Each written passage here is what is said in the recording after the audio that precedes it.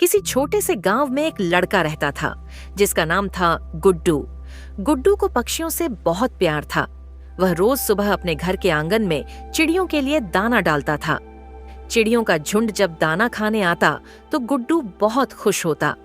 एक दिन गुड्डू ने देखा कि एक मैना बार बार उसकी ओर देख रही है, जैसे वह कुछ कहना चाहती हो। गुड्डू ने धीरे से पूछा, क्या तुम मुझसे कुछ कहना चाहती हो? मैना ने चहकते हुए सिर हिलाया। गुड्डू हैरान था क्योंकि उसने पहले कभी किसी पक्षी को ऐसा करते नहीं देखा था। अगले दिन वही मैना फिर आई। इस बार उसने गुड्डू की ओर उड़ते हुए एक छोटी चमकीली चीज गिरा दी। गुड्डू ने उसे उठाकर देखा तो वह एक सोने की छोटी सी अंगूठी थी। गुड्डू सोचने लगा, यह अंगूठी कहाँ से आई होगी?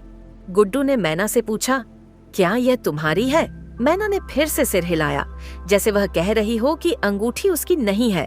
गुड्डू ने समझा कि मैना उसे कहीं ले जाना चाहती है।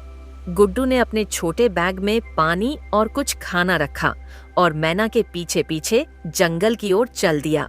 मैना उसे एक बड़े बरगद के पेड़ के पास ले गई। वहां उसने देखा कि कुछ लोग एक पिंजरे में पक्षियों को बंद कर रहे थे। गुड्डू को यह देखकर बहुत गुस्सा आया। उसने सोचा, यह लोग पक्षियों को क्यों कैद कर रहे हैं? इन्हें तो खुले आसमान में उड़ना चाहिए। तभी मैना ने गुड्डू की तरफ देखा और जोर जोर से चहचहाने लगी, जैसे वह कह रही हो, हमें कुछ करना होगा। गुड्डू ने अपने दिमाग से एक तरकीब निकाली। वह धीरे से उन लोगों के पास गया और कहा, अरे भाई, क्या आप मुझे जंगल के बाहर तक का रास्ता बता सकते हैं? मैं खो गया हूँ। गुड्डू की बात सुनकर वे लोग चौंक गए और एक आदमी उसकी मदद के लिए आगे बढ़ा। इसी बीच गुड्डू ने मौका देखकर पिंजरे का दरवाजा खोल दिया। सारे पक्षी फुर्र से उड़ गए। जब उन लोगों को यह पता चला तो वे गुस्से में चिल्लाने लगे, लेकिन तब तक पक्षी आसमान में दूर उड़ चुके थे।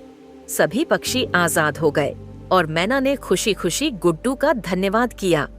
उसने फिर से चहकते हुए अपनी गर्दन हिलाई, जैसे कह रही हो, तुमने हमारा जीवन बचा लिया।